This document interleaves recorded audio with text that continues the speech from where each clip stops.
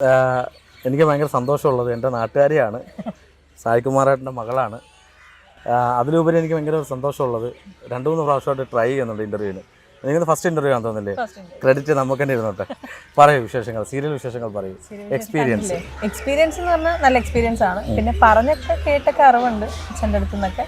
പക്ഷെ നേരിട്ട് എക്സ്പീരിയൻസ് ചെയ്യുമ്പോൾ ഡിഫറെൻ്റ് ആണ്. ഈ സീരിയലിലേക്ക് വരുമ്പോഴേ ഇത്രയും വർഷം എടുത്തു ഒരു അഭിനയ രംഗത്തേക്ക് വരാൻ. എനിക്കൊന്ന് ഏകദേശം 27 വർഷം എടുത്തു തോന്നുന്നു, 26-27 വർഷം എടുത്തു തോന്നുന്നു. അല്ലെങ്കിൽ 30 വർഷം ഞാൻ കുറച്ചതാട്ടോ. ഇല്ല, അതിനകത്ത് ഒരു 12 വർഷം കൂട്ടിക്കോളൂ, 18 തൊട്ട് 12. അപ്പോൾ ഈ 12 വർഷത്തിനിടയ്ക്ക് ഒരു നായിക കഥാപാത്രം ചെയ്യാനോ അല്ലെങ്കിൽ അങ്ങനെ ഒരു പ്രയത്നം ഒന്നും നോക്കില്ല എന്നാണോ, അത് അച്ഛൻ ചെയ്യേണ്ട പഠിത്തം മതി? ഓഫേഴ്സ് വന്നിട്ടുണ്ടായിരുന്നു, ദിലീപെന്നൊക്കെ വിളിച്ച് സംസാരിച്ചിട്ടുണ്ടായിരുന്നു.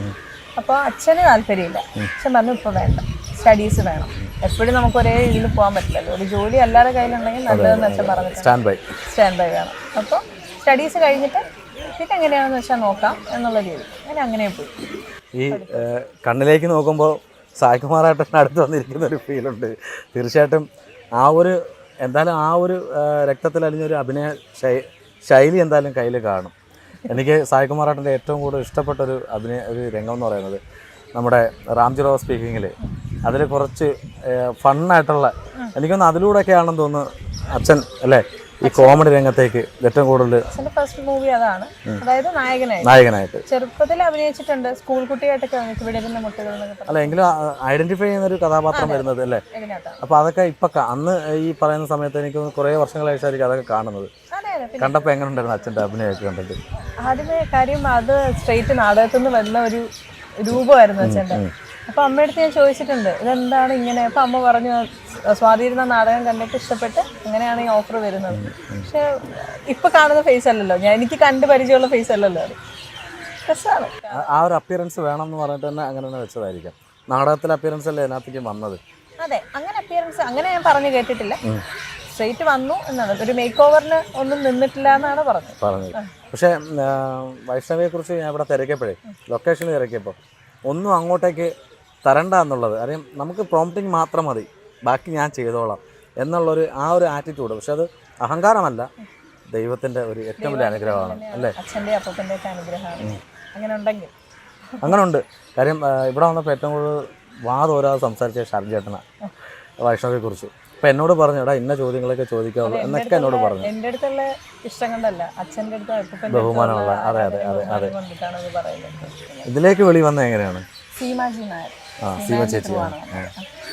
സീമ ചേച്ചി കുറേ നല്ല പ്രവർത്തനങ്ങൾ ചെയ്യുന്നൊരു വ്യക്തിയാണ്. അപ്പോൾ അതിലൊരു വ്യക്തിയും കൂടാണല്ലേ ഇതിലേക്ക് വരാനുള്ളൊരു ചാൻസ്. പിന്നെ ഇടയ്ക്കിടയ്ക്ക് ഞാൻ ബിഹൈൻഡ് ക്യാമറ ശരൺ ചേട്ടൻ പറഞ്ഞു എടാ എന്നെക്കുറിച്ച് എന്തെങ്കിലുമൊക്കെ ചോദിച്ചു, പൊക്കി പറഞ്ഞോളാൻ പറഞ്ഞു. പക്ഷേ അത് പറയേണ്ട കാര്യമില്ലല്ലോ അല്ലേ, അതിൻ്റെ ആവശ്യമില്ല, വേണ്ട. പക്ഷെ എങ്കിലും പറഞ്ഞുതരാം, കുഴപ്പമില്ല. ശരൺ ചേട്ടൻ ക്യാമറയുടെ ബാക്കിൽ പോണ്ട്. പക്ഷേ ഒരു കാര്യം ഞാൻ പറയാം, അദ്ദേഹം എപ്പോൾ സംസാരിച്ചാലും, ഞാൻ ഇൻ്റർവ്യൂ എടുത്ത സമയത്ത് സംസാരിച്ചപ്പോഴും എങ്ങനെ ഉണ്ടായിരുന്നു അദ്ദേഹത്തിൻ്റെ സപ്പോർട്ട്? വളരെ നന്നായിട്ട് തന്നെയാണ് ഇപ്പോഴും. അത് ഓരോ കാര്യങ്ങളാണ് സത്യത്തിൽ എനിക്ക് പുള്ളിയുടെ കൂടെ നിന്ന് അഭിനയിക്കാൻ ഇപ്പോഴും നല്ല ടെൻഷനുണ്ട്. കാര്യം അഭിനയിക്കാൻ അറിയാവുന്ന ഒരു വ്യക്തിയായതുകൊണ്ട്. അറിയാത്ത വ്യക്തിയെന്നോ? അഭിനയിക്കാൻ അറിയാത്ത എൻ്റെ അടുത്ത് പറഞ്ഞു, അത് ഇവിടെ പറയരുത്, പൊക്കി പറയണമെന്ന് പറഞ്ഞു. അത്ര എക്സ്പീരിയൻസ്ഡ് ആയിട്ടുള്ളത് വ്യക്തിയായതുകൊണ്ട് ചെയ്യുമ്പോൾ ചെറിയ ടെൻഷനുണ്ട്. എന്നാലും ബാക്കിയത് അഭിനയിക്കാൻ അറിയില്ല എന്നല്ല കേട്ടോ. അല്ല പേരല്ലേ, അപ്പോൾ കൂടുതലായിട്ട് ചെയ്യേണ്ടതല്ലേ, കോമ്പിനേഷൻ വരുന്നതുകൊണ്ടാണ് ടെൻഷൻ ഉണ്ടാവാറുണ്ട്. ബട്ട് ചേട്ടനത് ഹാൻഡിൽ ചെയ്യാനായിട്ട് പറഞ്ഞു തരും, എങ്ങനെ വേണം ഏത്. ഇന്നുകൂടി രാവിലെ ആണെങ്കിലും കുറച്ച് ഹെവി ആയിട്ടുള്ളൊരു സീനായിരുന്നു, അതിനും പുള്ളി നന്നായിട്ട് സപ്പോർട്ട് ചെയ്യും. ഇതിൽ വന്നതിന് ശേഷം എങ്ങനെയുണ്ട് ജീവിതം? 1 വർഷമായി വീട്ടിലധികം പോകാൻ പറ്റിയിട്ടില്ല. അത് സീരിയലിന്റെ ഒരു പ്രത്യേകത കൂടിയാണ് അത് കേട്ടോ. പിന്നെ കോവിഡ് സിറ്റുവേഷൻസും പിന്നെ ഇപ്പൊ 1 hour ആക്കിയിട്ടുണ്ട് സീരിയലാണ്. ഡ്യൂറേഷൻ കൂടുതലാണ്. അപ്പോൾ പക്ഷെ ഇപ്പൊ ഇവിടെയും കുറെ കുടുംബങ്ങളെ കിട്ടിയില്ലേ, നല്ല സഹോദരങ്ങളെ കിട്ടിയില്ലേ. ജ്യേഷ്ഠ തുല്യനായിട്ടുള്ള നമ്മുടെ ശരൺ ചേട്ടനെ കിട്ടി, അതുപോലെ തന്നെ ആനന്ദേട്ടൻ, അച്ഛൻ തുല്യ.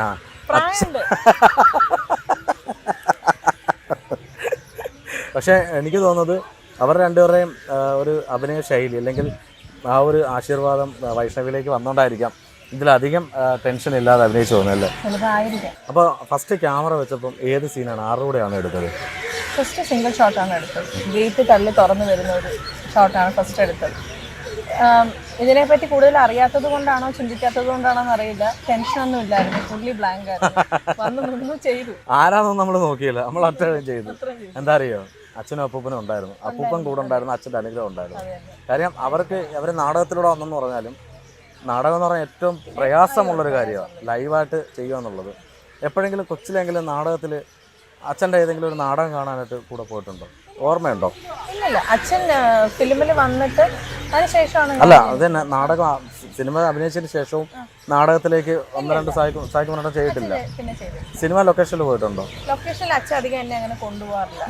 പിന്നെ മാനാരമത്തെ സ്പീക്കിങ്ങിന്റെ ലൊക്കേഷനിൽ ജസ്റ്റ് ഒന്ന് കൊണ്ടുപോയി. അപ്പം എനിക്ക് തോന്നുന്നത് ഈ ഓർണമെൻറ്റ്സ് ആയാലും നമ്മുടെ സീരിയലിൻ്റെ ആപ്റ്റായിട്ടുള്ള കാര്യങ്ങളാണ് അതൊക്കെ. അത് അർഹിക്കുന്ന കാര്യങ്ങളാണ്. അതിനകത്ത് ഡയറക്ടർ പറഞ്ഞാൽ നമ്മൾ ചെയ്തേ പറ്റുള്ളൂ. അത് മാത്രമല്ല, നമ്മൾ ഈ നോർത്ത് ഇന്ത്യയിലൊക്കെ സീരിയൽസിലൊക്കെ ഉള്ള ഒരു അപ്പിയറൻസ് നമ്മൾ ഈ സീ കേരളത്തിലെ ഒഫീഷ്യൽ പേജിൽ അങ്ങനെ എന്തെങ്കിലുമൊക്കെ കമൻസ് വരാറുണ്ടോ? കമന്റ്സ് നെഗറ്റീവായിട്ടും പോസിറ്റീവായിട്ടും വരാം. എന്ത് കാര്യം വേറൊന്നുമല്ല, നമ്മുടെ മലയാളം പക്ക സീരിയലുകളിൽ ഒരുപാട് അങ്ങനത്തെ ഓർണമെന്റ്സ് അല്ലെങ്കിൽ ഒരുക്കവും അങ്ങനെ കാണിക്കാറില്ല. വളരെ സാധാരണ രീതിക്കാണ്, നോർമലുള്ളതാണ്. അതെ. പക്ഷെ ഇതൊരു തെലുങ്ക് റീമേക്ക് ആണ് ഈ സീരിയൽ. എനിക്ക് തോന്നുന്നു മറ്റു ചാനലുകളിൽ എടുക്കുകയാണെങ്കിൽ സീ കേരളത്തിലാണെന്ന് തോന്നുന്നു ഏറ്റവും കൂടുതൽ ഓർണമെന്റ്സ് യൂസ് ചെയ്യുന്ന സീരിയൽസ്. ഓർണമെന്റ്സ് ആണെങ്കിലും വേഷമാണെങ്കിലും ക്വാളിറ്റി ആണെങ്കിലും എല്ലാം കൊണ്ടും സീ കേരളം നല്ല മുമ്പിൽ നിൽക്കുന്നുണ്ട്. അപ്പോൾ നമ്മുടെ ചാനൽ തന്നെയാണ് ആവശ്യപ്പെട്ടത്, ഇങ്ങനെ വേണമെന്നുള്ളത്, ഹൈ ഗെറ്റപ്പിൽ തന്നെ ചെയ്യണം എന്ന് പറഞ്ഞു. എന്നെ കൊണ്ട് പരമാവധി ഞാൻ ചെയ്യുന്നുണ്ടെന്നാണ് എൻ്റെ വിശ്വാസം. ഉറപ്പായിട്ടും ഉണ്ട്. ഇപ്പോൾ ഈ ഇപ്പം ഈ ഒരു വർഷമായിട്ട് പോകുന്നുണ്ട്, നല്ല രീതിയിലാണ് പോകുന്നത്. ക്യാരക്ടേഴ്സ് നല്ലപോലെ എല്ലാവരും നല്ലപോലെ പോകുന്നുണ്ട്. ഇനി അടുത്ത ഓഫർ, കാര്യം ഒരിക്കലും ആരും വിശ്വസിക്കില്ല ഈ സംസാരിക്കുന്ന കേട്ട് കഴിഞ്ഞാൽ ഫസ്റ്റ് സീരിയലാണെന്നുള്ളത്. ഒന്നുകൂടെ ഒന്ന് പറഞ്ഞുതരാം പ്രേക്ഷകരോട്. ആദ്യത്തെ പ്രോജക്റ്റ്, അതായത് സ്ക്രീനിൽ കാണുന്നതന്നെ ആദ്യമായിട്ടാണ് എല്ലാവർക്കും. ഇപ്പോഴും അറിയാത്ത ആൾക്കാരുണ്ട്, ഇഷ്ടം പോലെ പേരില്ലേ. തീർച്ചയായിട്ടും നമ്മുടെ സായികുമാറിൻ്റെ മകൾ തന്നെയാണ് വൈഷ്ണവി. അപ്പോൾ വൈഷ്ണവി ആദ്യം ഞാൻ കണ്ടപ്പോഴേ എന്നെ തൊഴിക്കുകയൊന്നും ചെയ്യല്ല കേട്ടോ. സായികുമാറിൻ്റെ മകളെന്ന് എൻ്റെ അടുത്ത് അവിടെ വെച്ച് പറഞ്ഞു, നമ്മുടെ ജഗതിയിലെ വീട്ടിൽ വെച്ച്. അപ്പോൾ ഞാൻ അവിടെ നിന്നിടത്ത് ഓടാ ഈ കിളവിയോ എന്ന് പറഞ്ഞു, എന്നെ ഒന്നും പറയല. പിന്നെയാണ് ഈ കാര്യം വെച്ചാൽ, അതെ, എന്ന് വെച്ചാൽ പിന്നെയാണ് ഞാൻ അറിഞ്ഞത് ഇത് ഫുൾ മേക്കപ്പാണ്. ഇപ്പം എൻ്റെ തെറ്റിദ്ധാരണ മാറി കേട്ടോ, ക്ഷമിക്കണം കേട്ടോ. ഞാൻ അന്നൊരു കോമഡി ആയിട്ട് പറഞ്ഞതാ, ഞാൻ വിശ്വസിച്ചില്ല സായികുമാറിന്റെ മകളാണെന്നുള്ളത്. അല്ല, വേറൊന്നല്ല, ഈ ഗെറ്റപ്പിൽ നിന്നാലേ മനസ്സിലാവുള്ളൂ ക്യാരക്ടർ. അതല്ല, ബാക്കിയുള്ളവർക്ക് കണ്ടിട്ടില്ല അധികം മുഖം, നമ്മുടെ ഫോട്ടോസിൽ പോലും കണ്ടിട്ടില്ല. അച്ഛൻ വീട്ടിലുള്ള സമയം വരെ സോഷ്യൽ മീഡിയ ഒന്നും അധികം ഫേസ്ബുക്കും ഇൻസ്റ്റയൊന്നും അത്ര ആക്റ്റീവ് അല്ലായിരുന്നു. അല്ല അതിന് ശേഷമാണ് ഇതൊക്കെ വന്നത്. ഇപ്പോൾ ഈ ഒരു ഹസ്ബൻഡ് ഇത്രയും നല്ല സപ്പോർട്ട് ചെയ്യുന്നുണ്ട്. ഇനി അടുത്ത പ്രോജക്റ്റ് ഇപ്പോൾ ഇത് കണ്ടിട്ട് ആരെങ്കിലും ഒക്കെ വിളിച്ചിട്ടുണ്ടോ? വിളിച്ചിട്ടുണ്ട്, സീരിയൽസ് ആണെങ്കിലും ഒക്കെ വന്നിട്ടുണ്ട്. പക്ഷേ ഇവിടെ ടൈറ്റായിട്ട് ഷെഡ്യൂൾ പോയിക്കൊണ്ടിരിക്കുന്നത് അത്യാവശ്യം പ്രധാനപ്പെട്ട റോളാണ് ഇതിനകത്ത്. അതെ, മെയിൻ ക്യാരക്ടർ. അതുകൊണ്ട് ഞാൻ പറഞ്ഞില്ലേ, കണ്ടിന്യൂസ് ആയിട്ട് ഷൂട്ട് പോയിക്കൊണ്ടിരിക്കാം, നമുക്ക് വീട്ടിൽ പോലും പോകാൻ സമയം കിട്ടുന്നില്ല.